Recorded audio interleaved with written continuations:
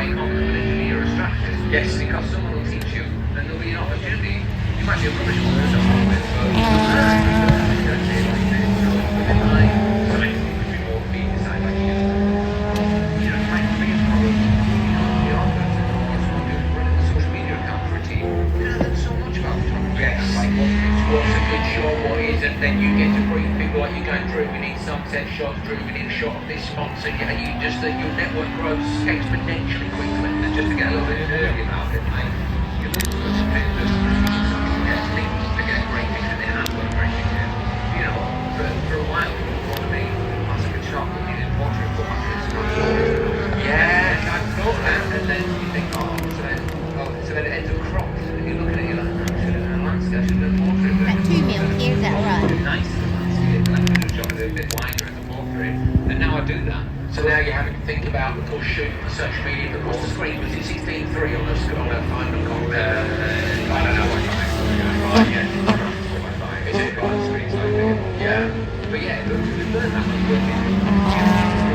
You might get 10 other pictures, but they're all in landscape format, or quite nice crop. You can't put any of your stories, so you're trying to put text on it, saying, what's this? And what the, you know, qualifying, there is any space, there's no space for it. Yeah, you see, yeah. Somebody actually take a bit of a shot for picture, big sky in there. You go, that's when you at the same time, it's still like you're not a good story. Yeah, and you're looking thinking,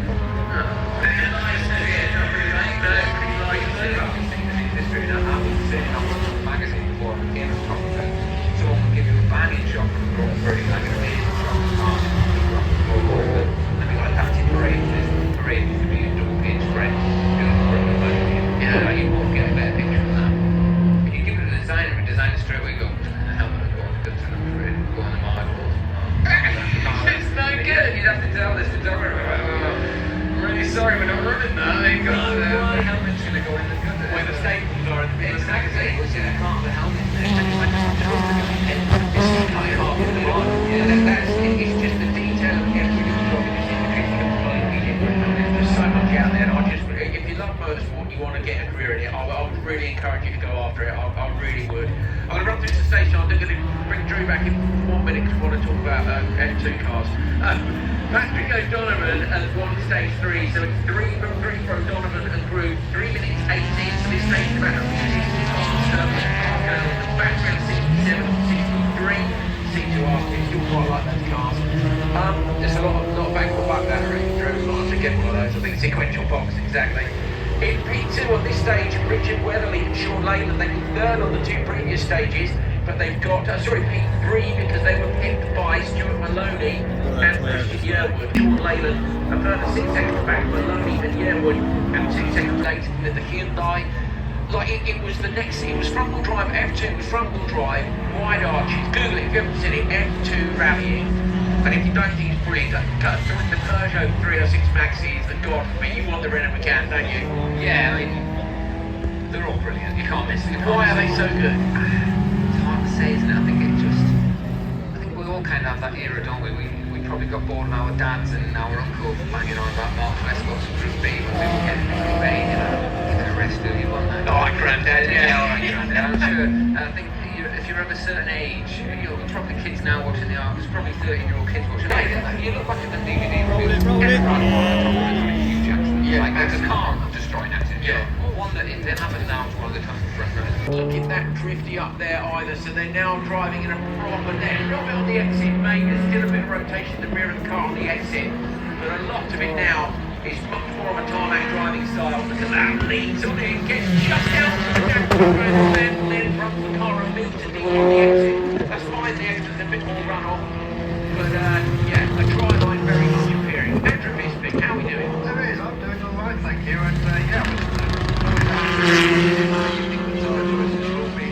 I think he's got to be slick now, don't you? I mean, I'll text Patrick in a minute to find out if he's what they took on this one. They were all going to run west for the first one.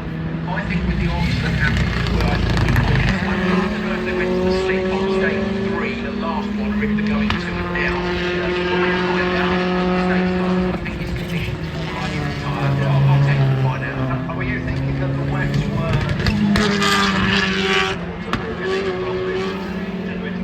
And it wasn't really any runs to come through, was there? I just think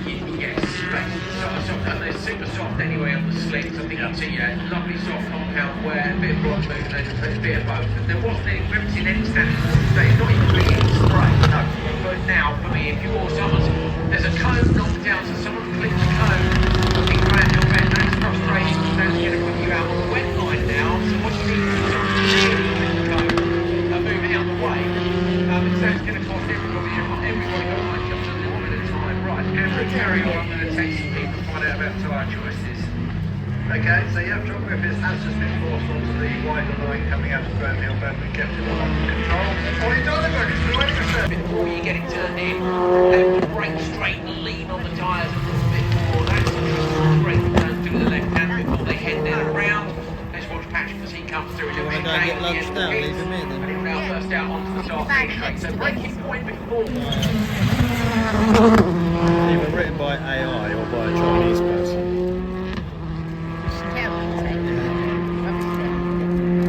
On the way then with special stage 4, last one before we have a little break for lunch. Although how long that break will be, I don't know, because we've got a bit of time to make up from this morning with the car recoveries. Michael Igo, P4, 1T2 before the last stage. Aims to lean on it much harder now than Graham Hill Bend. You can see a dry line is really starting to appear. I reckon now the choice would be slicks, almost certainly. Andrew being picked up, it would be, and we'll jump on in a minute and give his thoughts as well. And then we might have another guest. We'll have a chance if he wants to do any guessing. But we'll see about that. Patrick O'Donovan, the rally leader, is currently all the way on the brakes. Yeah, it's still on the front of the car, can't Ollie? If we had seen that as well, that's what there is. What you should be able to see the top of the cone just poking up over the body car. That's a got a cone under that car, I reckon it's gone. No, I think it's gone. We reckon it's gone. So Ollie O'Donovan moves the cone up. And actually, the front of the base for it is still in there in Grand Bend online. So yeah, that's it. All right, Andrew, you take that. What is service that was? It was indeed.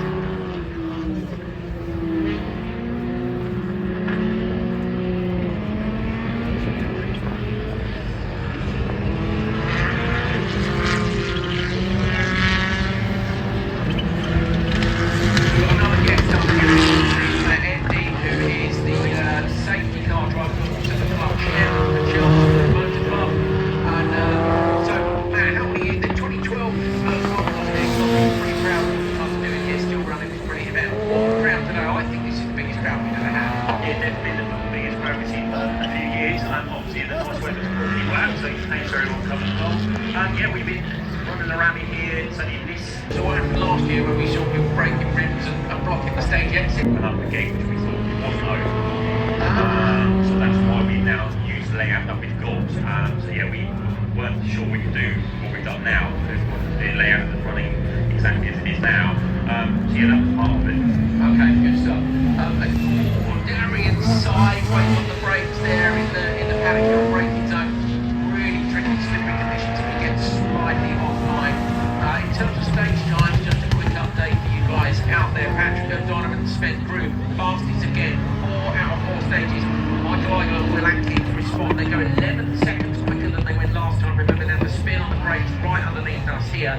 They're just 3 seconds behind, so they didn't match the time of O'Donovan and group. But for the fans, and I say, what a brilliant turnout. It is, yeah. No, I think the weather today, when I was looking at the forecast a couple of days ago, this is what it was forecasting, and yeah, it is Sunset 4-ish, or about just 4:30. the last stage is due around then. Obviously, we're trying to break a bit of time. What do we do about that? What's the curfew here? My understanding is 5:30. So yeah, no, 5:30, which is why we run on a Saturday. We have in previous years run on a Sunday, but that has a So we get an extra half hour. The last stage here is in the dark, isn't it? Yes. Certainly for the later runners. Yeah. Dusk time for the other. yes.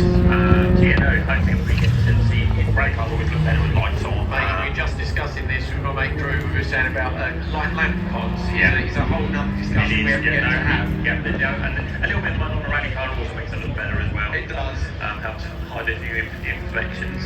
So yeah, no, we're looking forward to the night stages. And it is, although it might maybe a dry line out there from exploring around with that, with equipment. Yeah, you see, they all know where it's at. They all know where it's at. So we've only got a few cars left to run on this one. So this stage is actually only 3 minutes long, which will be helping a little the catching up with the running of the day. It's going to refresh on the timing screen. No, this one, come on, off you go. Yes, 19 seconds then is the gap. Distinctive colour, orange Nova. Correct, yes. I can't remember the name, but it's the orange Nova. Is it Newton? There it is, yes. So that is now actually going past. Are you impressed or I'm very impressed because there was no cheats in there. They shared. So they're both good at it. So they're both good, but it's fundamentally a Fiesta. And it was hassling something on the previous stage. It was hassling something that you might expect. I doesn't say that he has put his hand to the end. From this Netherlands as well, with Sam Keeling alongside local creators. Ford Fiesta 2 litre. I'm trying to think if it might be one of the old Fiesta Cup cars, but it's early in the Peugeot car. Hence what you think. So, this series is where everybody drives the same cars. It's a bit like the Clio car if you've been to British touring cars. But in rally, you get the same car for everybody, you can change the setup a bit, and normally that's backed by a manufacturer price. So sometimes we expect the Seat one where you want the Leon Cooper Cup, and then you put it into the touring car team. Peugeot, the same thing with the cars where you become a Peugeot factory driver down the front straight now. 35 moving up the inside of 30. That's a little too for a Fiesta, trying to pass a Fiesta R5 or Rally 2 on the run up through Pelican Bend. They come up towards Druids now. Look at the legs that the Rally 2 car's got the silver car in front. And then the little blue Fiesta gaining time in the corners, coming down now for a look out of this corner down towards Graham Hill Bend. Great showing here. I'll try and look up who the two drivers are. 30's, is that? I think that's Brian Gill, isn't it? It is Brian Gill and Jordan Joyce. Which we think is a rental car, so it's supposed to be in a Fabia. Talked about rental cars, but it does sound bonkers, doesn't it? And then, yeah, Ford Fiesta ST 150. So this is Mike Webb and Steve Noble, who are doing a brilliant job in that little blue Fiesta of keeping up with the car, which I can assure you is a hell of a lot more expensive. You get 10 of the Fiesta ST 150. So they took the car off Aaron and Dean Gosling, who was rallying the MSP Championship in 17 and 18. Driving for a Argentina with best mates in the 90s when they raced saloon cars in the same Ford Championship, that would be a one-mate championship. Yes. Steve was very good sitting with me, says he loves the events we do. Really glad I'm a good mate who looks after the directions. Some of the familiar circuits we used to race ourselves probably helps. Hey ho, let's see how we do. What a lovely thing to put on your break time. That is what you need to go and do. Good job in that little blue number 35 Fiesta. That is absolutely the spirit of it all. I always had mates co-driving. Of course, I would have loved a professional co-driver. We didn't. I didn't have the money. I didn't have the money for new tyres, let alone a professional co-driver. No. But having a friend in the car, it's a wonderful shared experience of being a driver and a co-driver compared to racing. When you finish the stage, you go, oh mate, that big moment we had in certain corner, you know, you shared that moment. Yes. There is also a shared risk, and it's at times the forest has been very responsible for him if things weren't going very well. But I've learned from it in the bachelor listening stories over the old day and say how was it, how's the driver doing, oh yeah, the driver's happy and listen, you know, so what's your, you know, so you're a navigator, you're a confidant, everything else, and then the co-drivers then sort of turn around and say, well, it's not really is, it's babysitting. That's about right. I know what you're going to say, actually, we're married, in which case we would never have been the full house. We do have married couples go and do, not married couples go and do rallying, don't we? Yeah, we've got couples rallying, we've got fathers and sons, we've got fathers and daughters, and it is the emphasis. So coming up, there was something about Nova. I said, Yes. and I went and saw them. Look at my champion rally. Was it you said earlier on, rolling tyres come racing? Yeah, brand new tyres, not scrubbed in. That's it, yeah. Driving really well. But actually, talking to Aaron yesterday, she started coming to rallies when she was about 11. Yeah. Her dad was family, so she grew up in that environment. Yes. She moved into road rallies, and now, again, you've got that sense, I think, with these. Even if people start with navigational scatters or 12 dots. Well, that's what Drew was saying about Gosling. Yeah. Michael Ido is now the leader of the rally. Patrick O'Donovan, unfortunately, has been disqualified along with Sven Groom.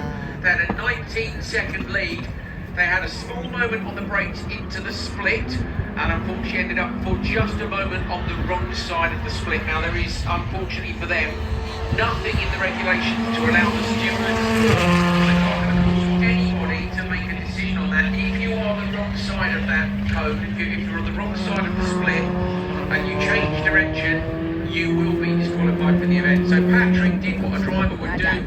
He locked up the brakes, he got a bit sideways, he said there was a wall one side, tyres the other, a whole load of cones. He did his best to touch as little as possible, but unfortunately crossing over the lane from one to the other means he has to be disqualified for the event. He was up in the helmet during lunchtime, brilliant, upset about it. He said he's most annoyed that it's his mistake, and also his driver instincts made him safe in the car, and he literally knocked two cones down. That's not what it's about. It's about being the wrong side of the split. He knows that. He's disappointed. He's disqualified, and unfortunately that means he can't continue in the rally. So our rally leader is out. Patrick O'Donovan and Sven Broom, both lovely blokes. Patrick's going to pop up into commentary later on this afternoon. That's what it is. Leaders, I go and down to P6, or what is now P5, of course, quickly. So, okay, European car Grand the Jersey Rally 2024. He started out in road running, very quickly progressed to stage rally, that's the co-driver, and he was also in the 2019 Motorsport UK Co-Drivers Academy. So Sean Lane, someone who's looking to be a bit more of a career co-driver, if you like.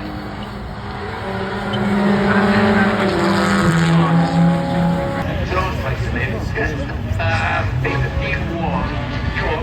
Like I said, they had fixes to one side, so the other car opened now. Make a way for Mick Johnson in the MJG. Is he coming through? He's there, he will be able to get through there. R51, the orange bonnet, which is coming round somewhere now. John Bray and Darren Stiles. John's done tire rallies and stage. Brilliant. So it's an MGZR trophy, the car's history. It's a former getaway car from an old 50s. It's amazing, isn't it? I like that when they wrote it there. Yeah, it's amazing, that really is. And best result was 10th overall for Darren Stiles, the co-driver, and the driver as well, John Bray. They must have done that together. So the ZR Trophy 1400cc, again, another car which was used as a one-make championship. I think the first international motor race in the UK was on Lexington. Right, welcome back everybody. Brands Hatch Davies, MJG Engineering, the sponsors are here, and big thanks to them for the backing of this event since decades, and they've back on his fun list of great stories, but it is a story nonetheless. So, your rally leaders, although it's not showing us that on the timing just yet because the official decision isn't in, but I've told you from the horse's mouth, as it were, Patrick was up here. In 24 seconds of each other, 26 seconds of each other, battling for the lead. Michael Igo about to cross the stage finish line, drops underneath the goal position. Behind him, Patrick, 3 cars straight now, 8, 6 and 3. Number 8, I don't think we mentioned yet, so we'll get into there and have a look and see. It is Richard Weatherly and Sean Lehman, so we have mentioned them plenty of times by virtue of the fact they're in P2 in this event, but not so much detail. So 1985, Richard Weatherly was the British karting champion, 100cc international 1985. 3 years he's been rallying. It's not, it's an old, I want to say 60s. So Jonathan Palmer turned up, buys the circuits, goes, I don't like it, I want to paint everything red, and I want everything to look cool. So everything got painted, got taken by pictures, number 1, that is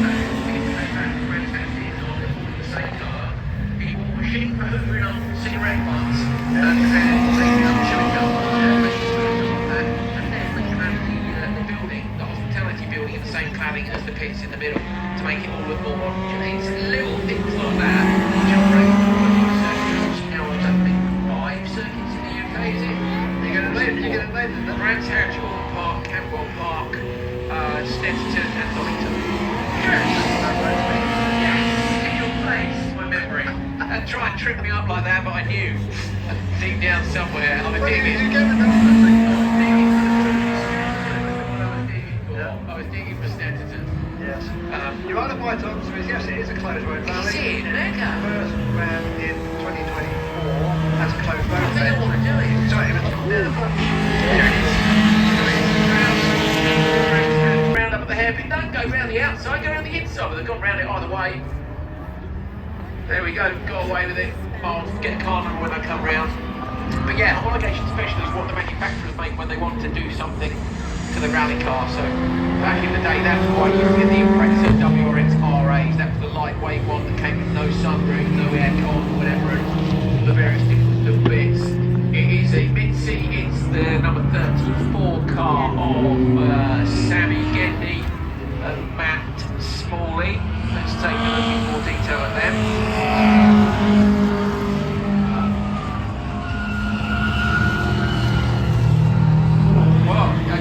Massive thank you to Andrew and his daughter also, Sue, who I've worked with for, what, 10, no more, since you guys started. I think 2012, I think was my first one. I think I came to the second. Yeah, during the awards ceremony, and he set off with his co-driver in this great long spiel. The audience was loving it so much. I don't need to do anything here. It was having come off the back straight into the back of the pins there. That's where they got it wrong, so unlucky. Stages 5 and 6 now. Stage bogey time is 2 minutes. Calculated via average speed. So the bogey time, you cannot beat the bogey time, and what that is a time that is set by Motorsport UK as the fastest average speed around the stage. Now that average speed is different according to what level you're competing at. So the WRC, the bogey time did get beaten a few times. The FIA, the Federation International Automobile, basically you only get that time. So if you do 7 minutes 30, but their voting time is 7 minutes 40, you'll only get to 7 minutes 40. And the idea is that the organisers should be making sure that the stage is not as fast as that. Basically a safety precaution even at the highest level. Last minute change of mind there on the split, it looked like to me. Coming down the front straight, so the co-driver needs to call out where that split is. So no one's going to lose voting time here, and that's because Chelsea Motor will know what they're doing, and of course the chicane's into the right place to make sure the average speed is correct. So this is obviously rally like this is, then it will be in the WRC. Stage banks that we covered earlier on, that is the car that made the last minute decision, number 16. It's Alistair Staples and Neil Jones. Over 7 years, it's going 6 seconds behind Igo and Atkins, but Staples so far. 1 round between 2 and 4 seconds on the Jim Staples.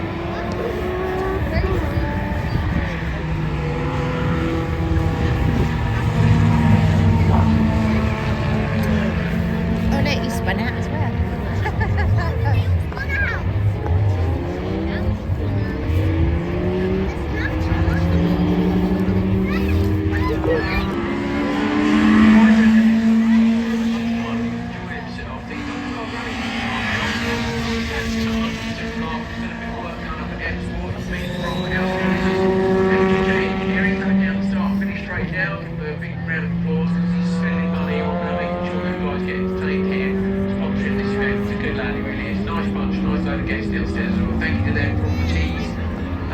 I'm going to take a break in a minute because I think it might be cake and clock.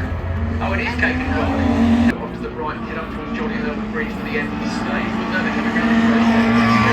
They do this fast and blindly. Little left off through. The layouts are slightly different this year. Yeah, we've changed sort of almost underneath where we're sitting at the moment. We did last year have a hang right into the hand, and that's kind of finished quite used to myself. Where it is these days, at the moment, as it stands, it is. Give me the look, no. 15 years I've been up with this. I know. 15 years. It is a shame not being used. The Grand Prix circuit here gets used at different bits. They're limited on the number of laps they can, and I do understand why, unfortunately, our rally can't use up all of those laps. You know, it's still big and effort to produce a wide finale. We take taking aside. The clarity for everyone listening, 15 years refers to how long I've known Mr. Cody, our commentator. But I'm still here, getting I away know. with it, yeah. It's not right. I know, it's amazing. So it's well done, another good event. I know we've got a couple of stages to go, and I know that you'll be nervous to make sure everything goes okay to the end of the day. How are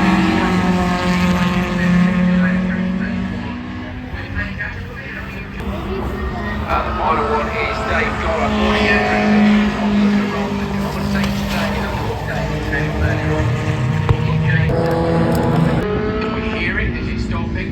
we're doing, things like this.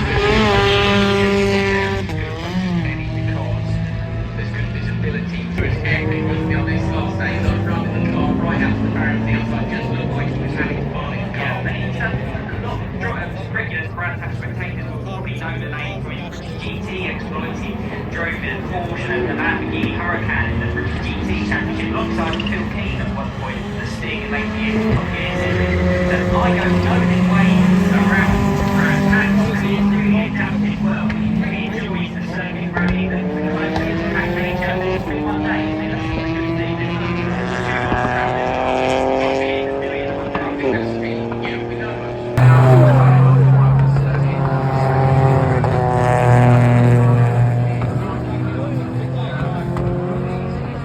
against the last field. There's lots of good cars out here. I'm going to have to get to the start of this rally. Across the course of the day, there's lots of action. It's non-stop. I like it.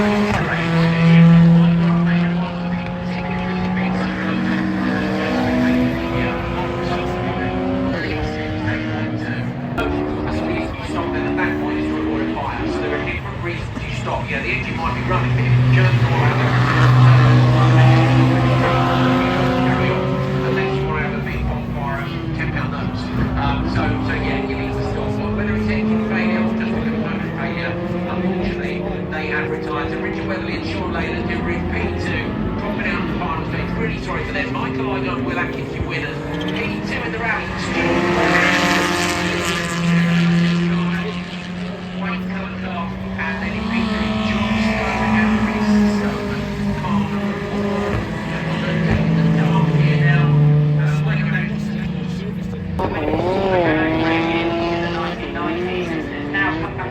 Rallying now and using with experience. He's very good use of his son Max, if you know that. Yeah, rally instructor here, he's top line driver.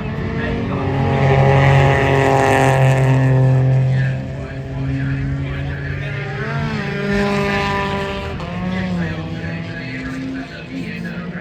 let's see in terms of stage wins. I'm trying to think then one stage. Where would you go? Patrick's times.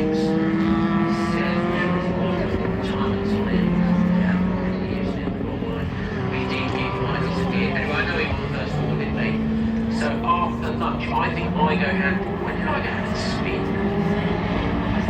Must have been stage 3, down before lunch. So yeah, just 19 seconds then Patrick got we all know he wants to be a rally driver. He wants to be a rally driver. They all want to be rally drivers secretly now. He speaks around with Jordan, he wants to be a rally driver. You see, the thing is that unfortunately, the unfortunate reality is if you want a career as a paid driver, getting that in rally is way harder than getting say GT races. There are those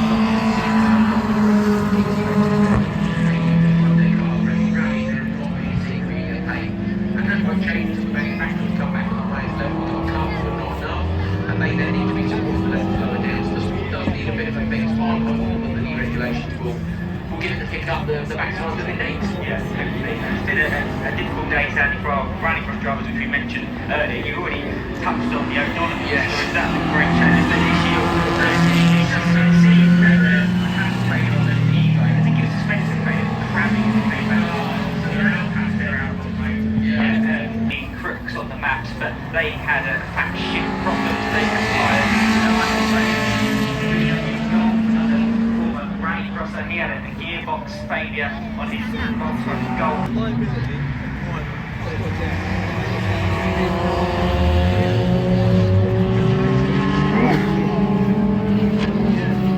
Thank you so much for coming and joining us today. Safe journey home, enjoy the rest of the weekend, and I hope to see you at the 2027 Transat Stages. Thanks for letting me know.